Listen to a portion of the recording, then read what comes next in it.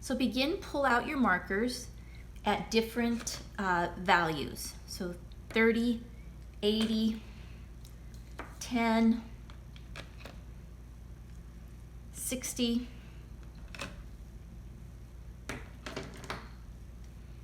50,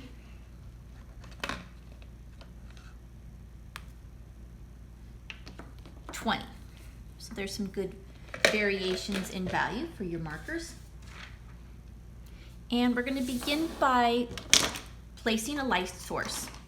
So you can determine your light source, and as I've mentioned in past videos, I typically have the light source coming from the left so that I shade and shadow with my right hand.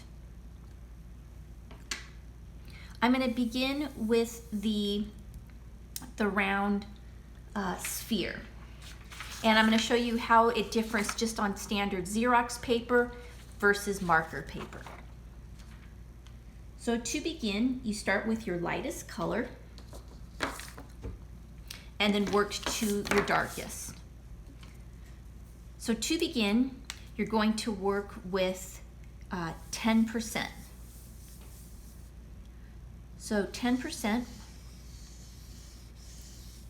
marker. And you're going to cover the entire sphere. And I'm following the contour of the shape as I apply the marker.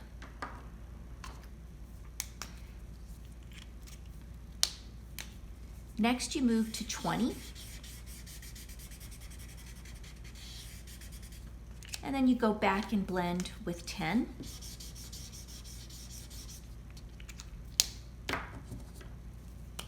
Bring in 30.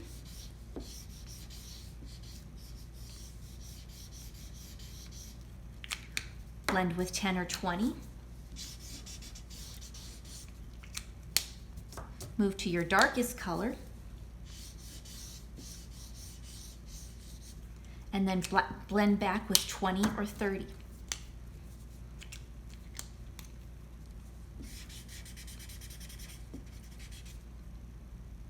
If you have a blender, you can blend and soften the highlight. I don't have one with me right now, but I have this 10 that I can bring around and blend. If you want to go darker one more time, build up that 50 and then blend with 30.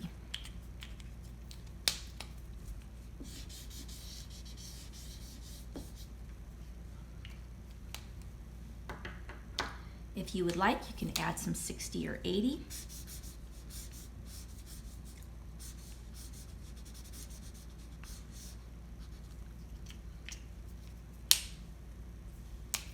The color is darker at its core and then blends out. So this is just on your standard Xerox paper, the printer that came, the printouts that you have. Just a little difference about how this is a little easier on marker paper to blend. I don't mind seeing the streaks and marks, but if that is not your aesthetic, you might want to practice on marker paper. So again, you start with your lightest color. There's a right and wrong side of marker paper. We'll see if I'm on the right side of the marker paper in a minute here. But start with the lightest color.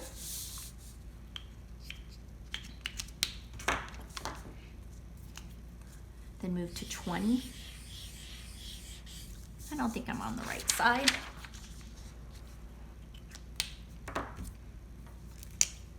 So there is a right and wrong side of marker paper. There's a film on the wrong side of the marker paper so that it doesn't leak through.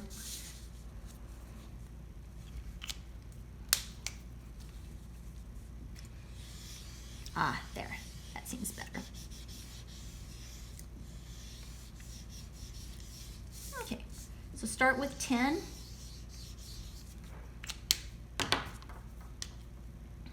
Then 20.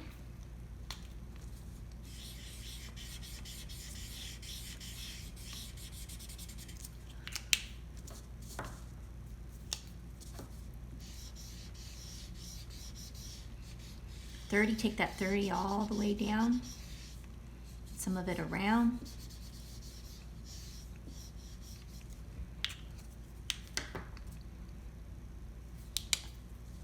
And then the 50.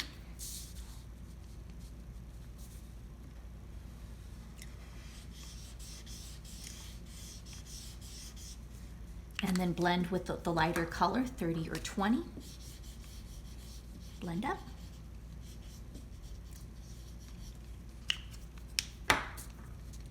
And blend further with the 20. So just take note just how much easier this is to blend. So if you don't want to see those strokes, which again I don't mind, but if you don't want to see them, then go ahead and work on your marker paper, and you can just see the difference. The example in marker is much softer than the one on the Xerox paper, but they still look pretty good, both of them. A little trick about working with markers. Apply the marker first. So apply the marker first and then go back with a Sharpie or a pencil, etc., and go in then with that pen. So it's always nicer to apply the marker first and then go in with your Sharpie. Just a little easier. You don't smear your markers, and then you can finish it off and clean out the edges. So I'm just going to quickly finish these. A light source coming here. So this should be our 10 on the top.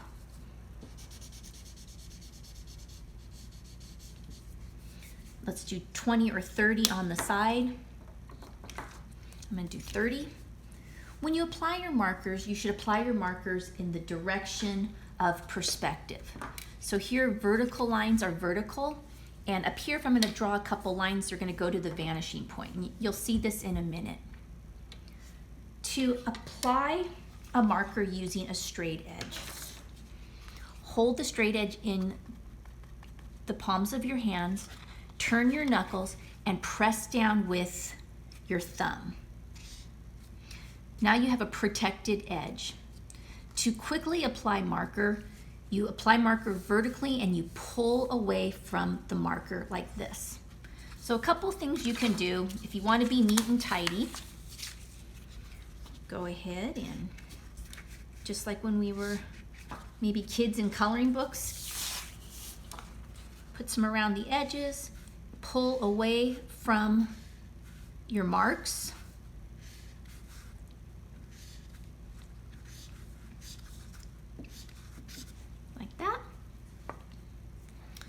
And I'm going to apply these lines vertical as well, and then I'll show you about adding a few marks for the vanishing point.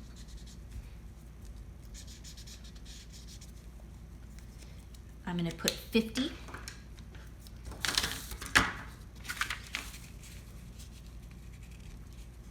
Here. It's been a while since I've done these tutorials. I'm not as maybe organized as I was a year ago. Again, I'm going to use the vertical edge, knuckles turned over, pressing down with my finger, and I'm going to pull away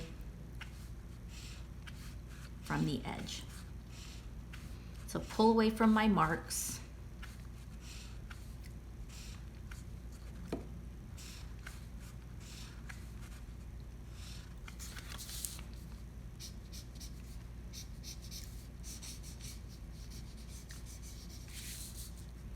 All right, if I wanted to put a couple of lines in, let's say I wanted to make some feelings of a grid, you're going to use the vanishing point. So it's way down there, make it a larger. So if I followed the top of this line, and I followed the base of the cube, they're going to merge to a vanishing point. So if I wanted to put in a couple of marks to the vanishing point, I can do that. And I can even put something on an angle. So if you wanted to apply some marks using that vanishing point, you could.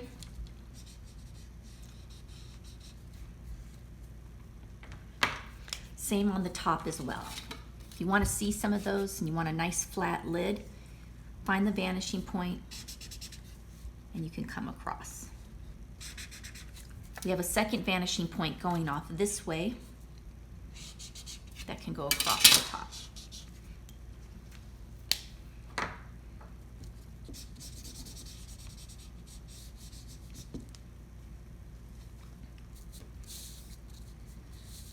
Next, the cylinder. These instructions are available under the lecture, but as a reminder, you work again from light to dark. Apply the light first, all the way around.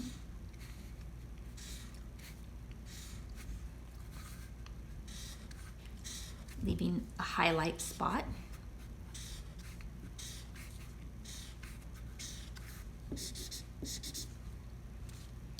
Move to 20.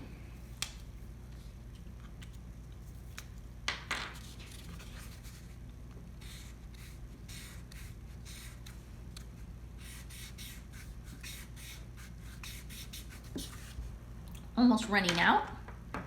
To 30.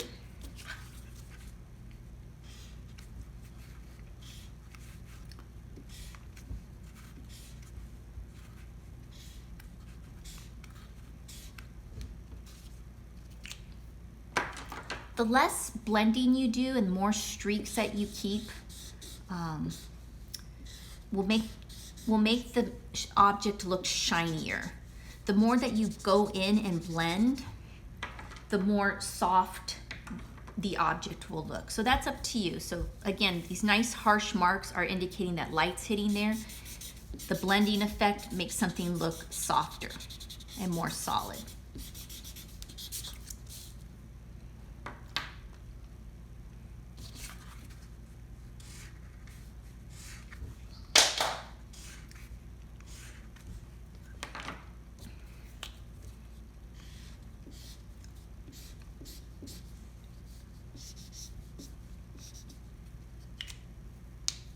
All right, the trick for the cone is the same as the rest. There's going to be a light source. Maybe it's hitting the front of the cone. Work from the tip, and if you wanted to do equal spacing, you can count equal spacing around the bottom, or you can just eyeball it. But what you're going to want to do is you're going to want to keep the point at the top, like that, coming down. So these could just be guidelines. So you'll want to apply that 20% or 10%, that lighter color coming down. Look, and I'm running out of markers already. It's the beginning of the school year and I'm running out of ink already. So make sure that we as a group, we put a nice snap on our lids when we're done so that you hear that, so that they're sealed and that we can save our ink for as long as possible.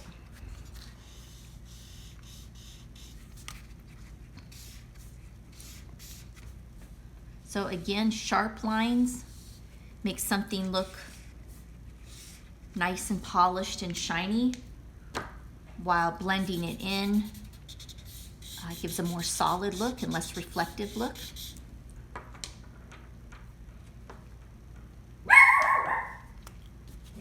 So I have my 30, I've already done that. My dog.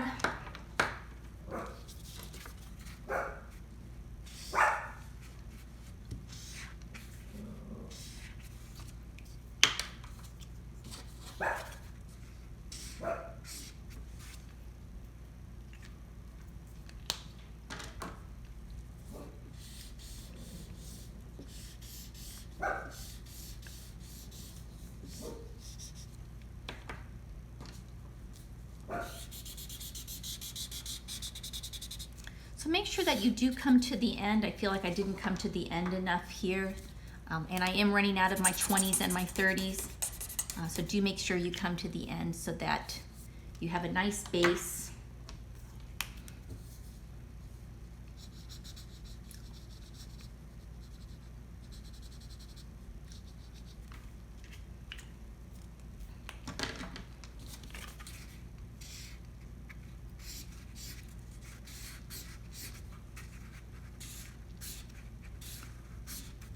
And again, if you want this to be more blended, then you'll use your marker paper.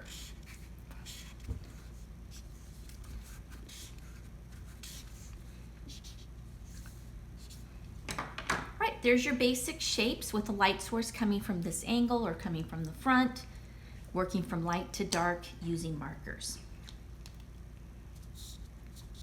If you want to practice blending, you can do some blending at the bottom here.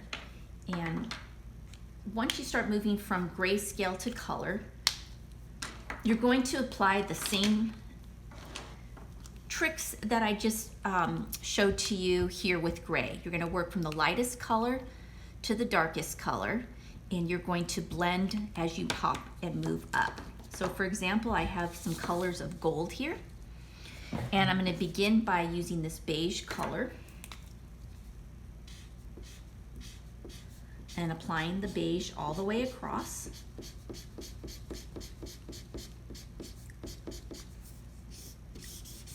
So that's your base color. You're going to go back with the next darkest and move across.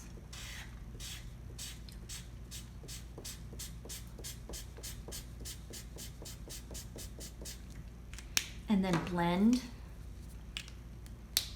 So you don't have this sharp transition, blend with the lighter color.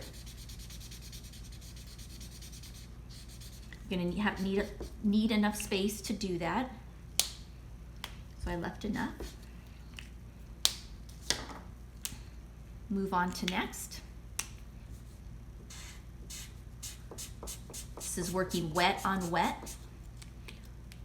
Blend with the medium color, so we don't have those harsh breaks. And then finally end with the darkest of color. Ooh, that's really dark. That's okay. We'll blend.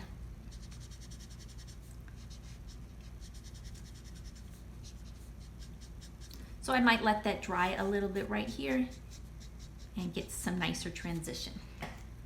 So there you are, working from dark to light. As a reminder, it's a great tip to apply your marker first, and then if there's any type of cleanup, if you wanted to outline this, for example, hit, go, hit, hit, go, hit, you're going to do that after the fact, after the marker dries.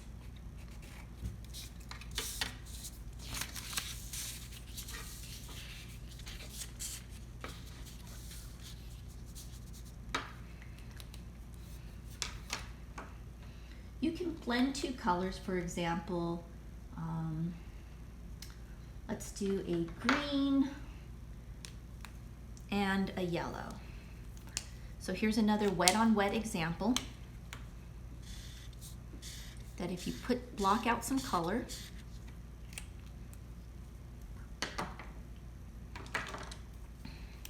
maybe even stronger here, I'll do a yellow.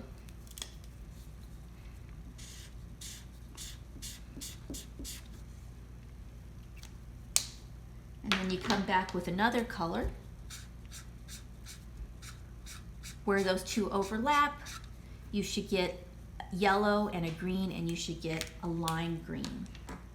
And again, you can blend those if you want. There in the center. You can darken a color by letting a color dry and then go over it a second time. So for example, I'm going to place some orange here.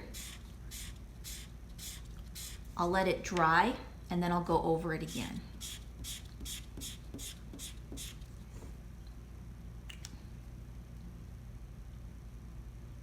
So let that dry. I'm not letting it dry for the sake of time very long, but if you go over it a second time, you can see how you're darkening the color. You're saturating the paper. Another trick is to let something dry and then to go over it with the same color, and you can create a stripe effect. So by letting it dry, so this is wet on a dry background, you can put in some lines. I hope you enjoyed this lecture. Follow along with the instructions. Again, marker paper tends to be a better choice if you like the blended look. I mean, look at how much this is blended, and I could even gone in there and bring in some more darkness and then blended it. So you can do a lot more with blending on marker paper. But for the sake of practice, go ahead and if you want to, you can use the printout and work straight on that for this exercise.